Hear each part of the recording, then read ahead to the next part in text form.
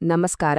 ತುಲಾರಾಶಿಯವರಿಗೆ April 14ರಿಂದ 21 ಈ 4 ದಿನಗಳು ತುಂಬಾನೇ ಪ್ರಮುಖವಾಗಿವೆ.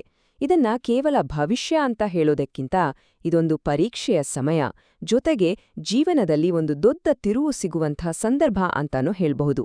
ಬನ್ನಿ ಇದರ ಬಗ್ಗೆ ವಿವರವಾಗಿ ಮಾತಾಡೋಣ. ಓಕೆ, ಈ 4 ದಿನಗಳನ್ನ ನಾವು ಹೇಗೆ ಯಶಸ್ವಿಯಾಗಿ ದಾಟಬಹುದು? ಅದಕ್ಕಾಗಿ ನಾವು 5 ಮುಖ್ಯ ವಿಷಯಗಳನ್ನ ನೋಡೋಣ. ಮೊದಲನೇದಾಗಿ ಈ ದಿನಗಳ ಮಹತ್ವ ಏನು, ಆಮೇಲೆ ಮೊದಲ 2 ದಿನಗಳು ಯಾಕೆ ಸವಾಲಾಗಿರುತ್ತೆ, ನಂತರದ 2 ದಿನಗಳಲ್ಲಿ ತಿರುವು ಹೇಗೆ ಸಿಗುತ್ತೆ, ಹಾಗೆ ವೈಯಕ್ತಿಕ ಜೀವನವನ್ನ ಹೇಗೆ ನಿಭಾಯಿಸಬೇಕು ಮತ್ತು ಕೊನೆಯದಾಗಿ ಯಶಸ್ಸು ಗಳಿಸಲು ಕೆಲವು ಸಿಂಪಲ್ ಟಿಪ್ಸ್ ಏನು ಅನ್ನೋದನ್ನ ಚರ್ಚಿಸೋಣ. ಸರಿ, ಹಾಗಾದ್ರೆ ಮೊದಲ ಭಾಗಕ್ಕೆ ಬರೋಣ. ಈ 4 ದಿನಗಳು ಅಂದ್ರೆ ಏನು? ಇದು ಕೇವಲ ದಿನಗಳಲ್ಲ, ಬದಲಾಗಿ ನಮ್ಮ ತಾಳ್ಮೆ ಮತ್ತು ಜ್ಞಾನವನ್ನ ಪರೀಕ್ಷೆ ಮಾಡುವ ಒಂದು ದೊಡ್ಡ ಅವಕಾಶ. ಹಾಗಾದ್ರೆ ಇಲ್ಲಿ ಮುಖ್ಯವಾಗಿ ಕಾಡೋ ಪ್ರಶ್ನೆ ಅಂದ್ರೆ, ಈ 4 ದಿನಗಳು ತುಲಾರಾಶಿಯವರ ಜೀವನದ ದಾರಿಯನ್ನ ಹೇಗೆ ಪರೀಕ್ಷೆ ಮಾಡುತ್ತೆ ಮತ್ತು ಅದಕ್ಕೆ ಒಂದು ಹೊಸ ರೂಪವನ್ನ ಹೇಗೆ ಕೊಡುತ್ತೆ ಅಲ್ವಾ? ಇದರ ಉತ್ತರವೇ ಈ ಇಡೀ ವಿಶ್ಲೇಷಣೆಯ ಕೇಂದ್ರಬಿಂದು. ನೋಡಿ, ಈ ದಿನಗಳಲ್ಲಿ ಚಾಲೆಂಜ್ಗಳೂ ಇರುತ್ತೆ, ಅವಕಾಶಗಳೂ ಇರುತ್ತೆ, ಎರಡೂ ಒಟ್ಟಿಗೆ ಬರುತ್ತೆ. ಹಾಗಾದ್ರೆ ಯಶಸ್ಸೇ ಹೇಗೆ ಸಿಗುತ್ತೆ? ಅದು ಸಂಪೂರ್ಣವಾಗಿ ನಮ್ಮ ಮನಸ್ಥಿತಿ ಮತ್ತು ನಾವು ಹೇಗೆ ಪ್ರತಿಕ್ರಿಯಿಸ್ತೀವಿ ಅನ್ನೋದ್ರ ಮೇಲೆ ನಿಂತಿದೆ. ನಮ್ಮ ಆಲೋಚನೆಯೇ ಇಲ್ಲಿ ಗೇಮ್ ಚೇಂಜರ್. ಈಗ ಮೊದಲ 2 ದಿನಗಳ ಕಥೆಗೆ ಬರೋಣ. ಏಪ್ರಿಲ್ 18 ಮತ್ತು 19 ಈ ದಿನಗಳು ಸ್ವಲ್ಪ ಸವಾಲಾಗಿರುತ್ತೆ. ಇಲ್ಲಿ ಒತ್ತಡವನ್ನ ನಿಭಾಯಿಸೋದು ಮತ್ತು ಪ್ರತಿಯೊಂದು ಹೆಜ್ಜೆಯನ್ನು ಎಚ್ಚರಿಕೆಯಿಂದ ಇಡೋದು ಬಹಳಾನೇ ಮುಖ್ಯ ಆಗುತ್ತೆ.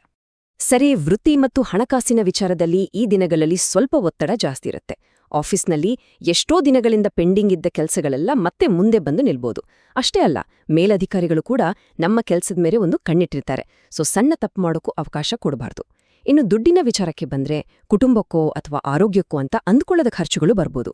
ಹಾಗಾಗಿ ಖರ್ಚಿನ ಮೇಲೆ ಒಂದು ಕಂಟ್ರೋಲ್ ಇಟ್ಕೊಳ್ಳೋದು ತುಂಬಾನೇ ಮುಖ್ಯ. ವೃತ್ತಿ ಹಣಕಾಸು ಅಷ್ಟೇ ಅಲ್ಲ, ಬೇರೆ ವಿಷಯಗಳಲ್ಲೂ ಸ್ವಲ್ಪ ಜಾಗ್ರತೆ ಬೇಕು. ಕುಟುಂಬದಲ್ಲಿ ವಾತಾವರಣ ಸ್ವಲ್ಪ ಸೂಕ್ಷ್ಮವಾಗಿರುತ್ತೆ. ಚಿಕ್ಕ ಚಿಕ್ಕ ವಿಷಯಗಳು ಕೂಡ ದೊಡ್ಡದಾಗುವ ಸಾಧ್ಯತೆ ಇರುತ್ತೆ. ಇದ್ರಿಂದ ಮಾನಸಿಕವಾಗಿ ಸ್ವಲ್ಪ ಸುಸ್ತಾಗಬಹುದು, ಸ್ಟ್ರೆಸ್ ಆಗಬಹುದು. ಹಾಗಾಗಿ ಈ 2 ದಿನಗಳು ಅನಗತ್ಯ ಪ್ರಯಾಣವನ್ನ ಮುಂದೂಡಿದ್ರೆ ಒಳ್ಳೆಯದು.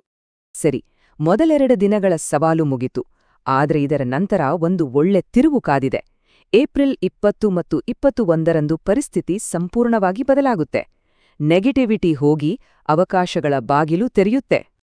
ಈ ಬದಲಾವಣೆ ಹೇಗಿರುತ್ತೆ ಅಂದ್ರೆ, ವೃತ್ತಿ ಜೀವನದಲ್ಲಿ ಹಿಂದೆ ಪಟ್ಟಿದ್ದ ಶ್ರಮಕ್ಕೆ ಈಗ ಪ್ರತಿಫಲ ಸಿಗೋಕೆ ಶುರುವಾಗುತ್ತೆ. ಪ್ರಮೋಷನ್ ಅಥವಾ ಹೊಸ ಜವಾಬ್ದಾರಿ ಸಿಗುವ ಸೂಚನೆಗಳು ಕಾಣಿಸಬಹುದು. ಇನ್ನು ಹಣಕಾಸಿನ ವಿಚಾರದಲ್ಲಿ ಹಿಂದೆ ಮಾಡಿದ್ದ ಕೆಲಸಗಳಿಂದ ಸಣ್ಣ ಪುಟ್ಟ ಲಾಭಗಳು ಬರಬಹುದು. ಇದು ದೊಡ್ಡ ಮೊತ್ತ ಆಗದೇ ಇರಬಹುದು, ಆದ್ರೆ ಇದೊಂದು ಪಾಸಿಟಿವ್ ಸೈನ್ ಅಂತ ಖಂಡಿತ ಹೇಳಬಹುದು. ಒಟ್ಟಾರೆಯಾಗಿ ಹೇಳೋದಾದ್ರೆ ಪರಿಸ್ಥಿತಿಗಳು ಸುಧಾರಣೆ ಕಾಣ್ತವೆ. ಪ್ರಯಾಣ ಮಾಡೋದಿದ್ರೆ ಅದು ಲಾಭ ತಂದುಕೊಡಬಹುದು. ಮನಸ್ಸಿಗೆ ಒಂದು ರೀತಿಯ ನಿರಾಳತೆ, ಒಂದು ಶಾಂತಿಯ ಭಾವನೆ ವಾಪಸ್ ಬರುತ್ತೆ. ಮುಂದೆ ಸಂಬಂಧಗಳ ವಿಚಾರಕ್ಕೆ ಬರೋಣ. ಯಾಕೆಂದ್ರೆ ಈ 4 ದಿನಗಳಲ್ಲಿ ಈ ವಿಶೇಷ ಗಮನ ಕೊಡ್ಲೇಬೇಕು. ಇಲ್ಲಿ ಕಮ್ಯುನಿಕೇಷನ್ ಅಂದ್ರೆ ನಮ್ಮ ಮಾತುಕತೆ ಬಹಳ ಮುಖ್ಯವಾದ ಪಾತ್ರ ವಹಿಸುತ್ತೆ. ಈ ಮಾತು ಎಷ್ಟು ನಿಜ ಅಲ್ವಾ? ನಾವು ಉದ್ದೇಶಪೂರ್ವಕವಾಗಿ ಹೇಳದೇ ಇದ್ರೂ ಆಡುವ ಒಂದು ಸಣ್ಣ ಮಾತು ಕೂಡ ಬೇರೆಯವರ ಮನಸ್ಸಿಗೆ ನೋವುಂಟು ಮಾಡಬಹುದು. ವಿಶೇಷವಾಗಿ ಮೊದಲ 2 ದಿನಗಳಲ್ಲಿ ಕುಟುಂಬದವರ ಜೊತೆ ಮಾತನಾಡುವಾಗ ಬಹಳ ಜಾಗರೂಕತೆ ಬೇಕು. ಹಾಗಾದ್ರೆ ಏನ್ ಮಾಡ್ಬೇಕು? ಕುಟುಂಬದಲ್ಲಿ ಬೇರೆಯವರು ಹೇಳೋದನ್ನ ತಾಳ್ಮೆಯಿಂದ ಕೇಳಿಸ್ಕೊಳ್ಳಿ. ಸಣ್ಣ ಸಣ್ಣ ವಿಷಯಗಳಿಗೆ ವಾದ ಬೇಡ. 19ನೇ ತಾರೀಕಿನ ನಂತರ ಪರಿಸ್ಥಿತಿ ತಾನಾಗೇ ಸುಧಾರಿಸುತ್ತೆ. ಪ್ರೀತಿಯ ಸಂಬಂಧದಲ್ಲೂ ಅಷ್ಟೇ, ತಪ್ಪು ತಿಳುವಳಿಕೆಗೆ ಅವಕಾಶ ಕೊಡಬೇಡಿ, ಮಾತಿನಲ್ಲಿ ಸ್ಪಷ್ಟತೆ ಇರಲಿ. ಇನ್ನು ಆರೋಗ್ಯದ ವಿಚಾರದಲ್ಲಿ ಮಾನಸಿಕ ಸುಸ್ತನ್ನ ಕಡಿಮೆ ಮಾಡಲು ಚೆನ್ನಾಗಿ ರೆಸ್ಟ್ ಮಾಡಿ. ಧ್ಯಾನ, ಒಳ್ಳೆ ಊಟ ಇವೆಲ್ಲ ಒತ್ತಡವನ್ನ ನಿಭಾಯಿಸಲು ಸಹಾಯ ಮಾಡುತ್ತೆ. ಸರಿ, ಈಗ ಕೊನೆಯ ಭಾಗಕ್ಕೆ ಬಂದಿದ್ದೇವೆ. ಈ ಸವಾಲುಗಳನ್ನ ಎದುರಿಸಿ ಅವಕಾಶಗಳನ್ನ ಸರಿಯಾಗಿ ಬಳಸಿಕೊಳ್ಳಲು ಬೇಕಾದ ಕೆಲವು ಟೂಲ್ಸ್ ಅಥವಾ ಪರಿಹಾರಗಳ ಬಗ್ಗೆ ಮಾತಾಡೋಣ. ಇವುಗಳು ಪಾಸಿಟಿವ್ ರಿಸಲ್ಟ್ಸ್ ತಂದುಕೊಡಲು ಖಂಡಿತ ಸಹಾಯ ಮಾಡುತ್ತವೆ. ಇಲ್ಲಿ ಕೆಲವು ಸುಲಭವಾದ ಪರಿಹಾರಗಳಿವೆ. ಶುಕ್ರವಾರದ ದಿನ ಲಕ್ಷ್ಮೀದೇವಿಯ ಪೂಜೆ ಮಾಡಿ. ಬಿಳಿ ಅಥವಾ ತಿಳಿ ಬಣ್ಣದ ಬಟ್ಟೆ ಧರಿಸುವುದರಿಂದ ಮನಸ್ಸಿಗೆ ಶಾಂತಿ ಸಿಗುತ್ತೆ. ಮಾತಿನ ಮೇಲೆ ಹಿಡಿತವಿರ್ಲಿ. ಬಡವರಿಗೆ ಆಹಾರ ಅಥವಾ ಬಟ್ಟೆ ದಾನ ಮಾಡುವುದರಿಂದ ನೆಗೆಟಿವ್ ಎನರ್ಜಿ ಕಡಿಮೆಯಾಗುತ್ತೆ. ಪ್ರತಿದಿನ ಸ್ವಲ್ಪ ಸಮಯ ಧ್ಯಾನ ಮಾಡಿ.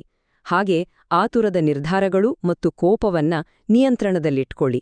ಇವೆಲ್ಲವೂ ಈ ಸಮಯವನ್ನ ಯಶಸ್ವಿಯಾಗಿ ದಾಟಲು ಸಹಾಯ ಮಾಡುತ್ತೆ.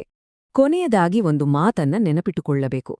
ನಮ್ಮ ಆಲೋಚನೆ, ನಾವು ಮಾಡುವ ಕೆಲಸ ಮತ್ತು ನಮ್ಮ ಮೇಲಿರುವ ನಂಬಿಕೆ ಇವು ಮೂರೂ ಸೇರಿದಾಗ ಮಾತ್ರವೇ ಸುಧಾರಣೆಯ ದಾರಿ ಕಾಣೋದು. ಹಾಗಾಗಿ ಈ ಸಮಯವನ್ನು ಯಶಸ್ಸಿನತ್ತ ಒಂದು ಮೆಟ್ಟಿಲಾಗಿ ಬದಲಾಯಿಸುವ ಶಕ್ತಿ ನಮ್ಮ ಕೈಯಲ್ಲೇ ಇದೆ.